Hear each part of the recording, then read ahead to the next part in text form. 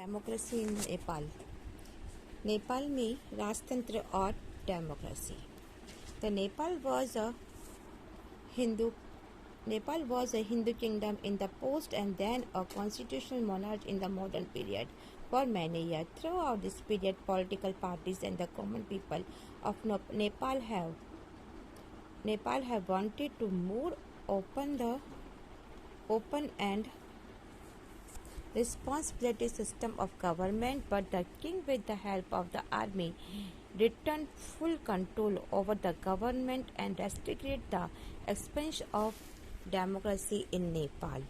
कि नेपाल के अतीत में एक हिंदू राज्य था और फिर मॉडर्न काल में कई सालों तक यहाँ पर कॉन्स्टिट्यूशन या मोनार्च रहा।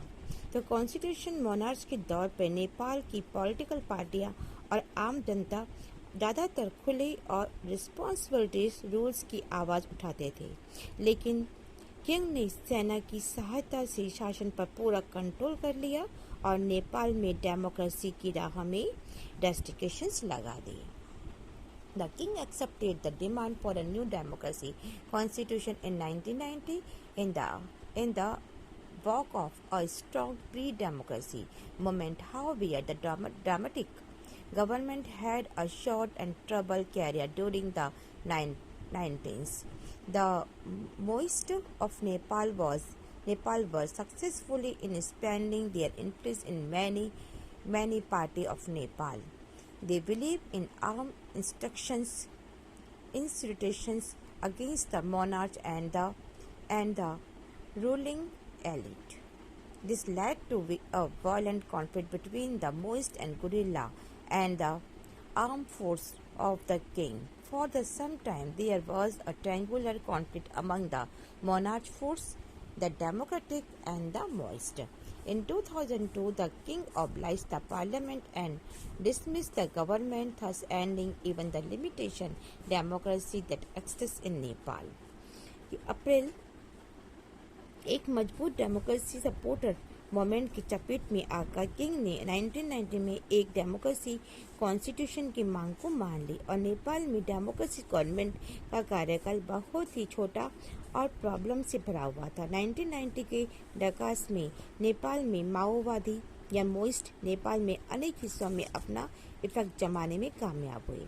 माओवादी, किंग और रूलर्स इन तीनों के खिलाफ में सशस्त्र विद्रोह करना चाहते थे। इसी वजह से राजा ने सेना को मोइस्ट गुरिल्लों के बीच में वायलेंस छिड़ गई और कुछ समय तक राजा की सेना और डेमोक्रेसी सपोर्टर्स और मोइस्ट के बीच में ट्रायंगुलर स्ट्रगल स्टार्ट हुआ। 2002 में किंग ने पार्लियामेंट को भंग कर दिया या इसको डिसॉल्व कर दिया और गवर्नमेंट को गिरा दिया। इस तरह नेपाल में जो थोड़ा बहुत भी डेमोक्रेसी थी उसे राजा के द्वारा खत्म कर दी गई।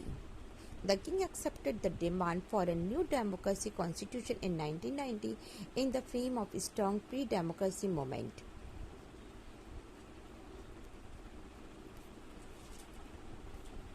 In Nepal 2006,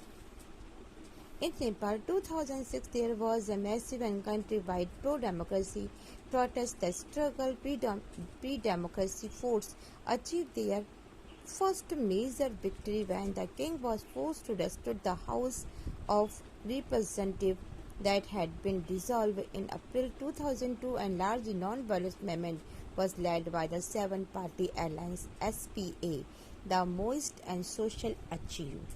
अप्रैल 2006 में यहाँ पर देशव्यापी डेमोक्रेसी सपोर्टर्स का प्रदर्शन हुई और संघर्षरत डेमोक्रेसी सपोर्टर्स पावर ने अपनी पहली जीत हासिल की।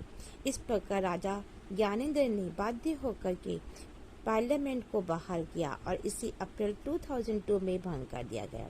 मोटे तौर पर वायलेंस रहे और इस रेस्ट्रिक्शंस का लीडरशिप 7 दलों यानी 7 पार्टीज की कोalition माओवादी और सोशल कार्यकर्ताओं ने किया। मोइस्ट और सोशल कार्यकर्ताओं ने किया। The Nepal transitions to democracy is almost completely. Nepal has undergone a unique moment in its history because it formed Constituent Assembly to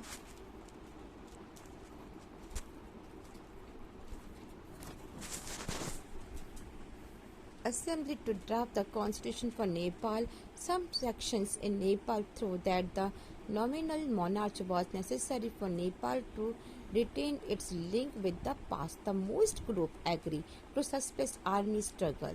They wanted a constitution to include the tradition, program, or social and economy restrictions.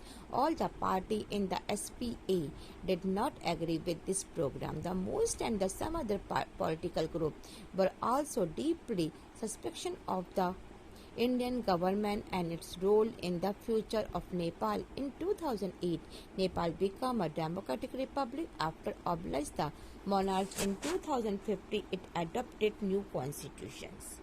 कि नेपाल में democracy की आमद अब लगभग मुमक्कल हुई और नेपाल अपनी history में एक अद्वितीय दौर से गुजर रहा था। नेपाल का कॉन्स्टिट्यूशन लिखने के लिए वहां पर कॉन्स्टिट्यूशन असेंबली स्टेबलाइज की गई। नेपाल में कुछ लोग मानते हैं कि राजा का पद कायम रखना बहुत ही जरूरी है ताकि नेपाल अपने पास्ट टाइम से जुड़ा रहे। तो मोस्ट ग्रुप ने सशस्त्र संघर्ष या स्ट्रगल की राह छोड़ देने की बात मान ली और मोस्ट चाहते थे कि कॉन्स्टिट्यूशन, सोशल और इकोनॉमी इसको रीऑर्गेनाइज किया जाए और ऐसे प्रोग्राम बनाया जाए जहां पर सोशल और इकोनॉमी प्रोग्राम बनाए जाए। अब 7 कंट्रीज के कोalition में शामिल हर एक दल या हर एक पार्टी को यह बात स्वीकार नहीं थी। तो मोस्ट और कुछ अन्य पॉलिटिकल ग्रुप की गवर्नमेंट और उनकी लीडरशिप की भविष्य में इंडियन गवर्नमेंट का रोल बहुत अधिक रहा और 2008 में नेपाल का राजतंत्र खत्म करने के बाद डेमोक्रेटिक रिपब्लिक बनाया गया और 2015 में नेपाल ने एक नया कॉन्स्टिट्यूशन को अपनाया।